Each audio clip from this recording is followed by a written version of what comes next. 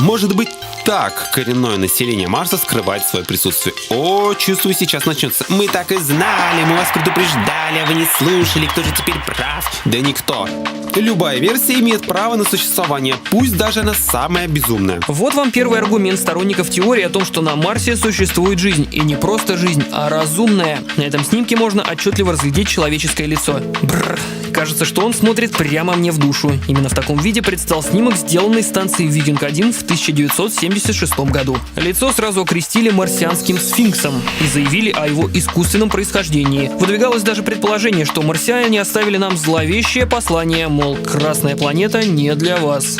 Ученые, настроенные куда более критично, парировали. Наши карты Марса имеют точность лишь до 5-10 километров. Например, в последнем отчете цифра мозаичного и геологического центра НАСА сказано, что погрешность, допущенная Викингом, составляет 17 километров. То есть в 7 раз больше, нежели величина самой пирамиды. На сегодняшний день изменения в карты Марса внесены новым космическим исследователем, спутником Mars Global Survivor, который произвел с орбиты детальную съемку Красной планеты с точностью до нескольких метров. В НАСА заявляют, что последняя серия снимков Марса будет доступна для исследования уже в этом году. Может, тогда загадка марсианского сфинкса будет разгадана?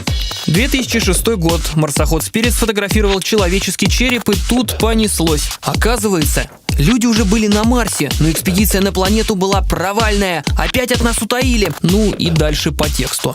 Подлил масло в огонь найденный чуть позже камень, похожий на шлем, бедренную кость и даже бластер, как в «Звездных войнах». И тут вновь очередная версия. Бравые космопехи определенно приняли бой на Марсе, но не смогли одолеть противника. Но это, конечно же, не может быть правдой, пока технологии не так далеко ушли, чтобы позволить подобные вещи. По мнению сторонников теории заговора, весомым доказательством присутствия на Марсе жизни стали фотографии, снятые марсоходом, на которых можно разглядеть млекопитающее и снежного человека. Не станем отрицать, что если присмотреться, то и вправду можно увидеть что-то похожее, но никаких официальных заявлений по этому поводу ученые не дают. Может быть, пока?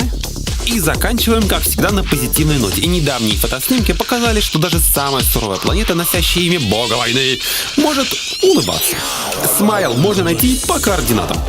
Одни ученые считают, что такой рисунок создался из растений, другие опять-таки видят в этом руку гуманоидов и допускают, что на фото фундамент необычного здания. А мы думаем, что это прямое приглашение погостить на Марс. И да, это произойдет уже в ближайшие годы.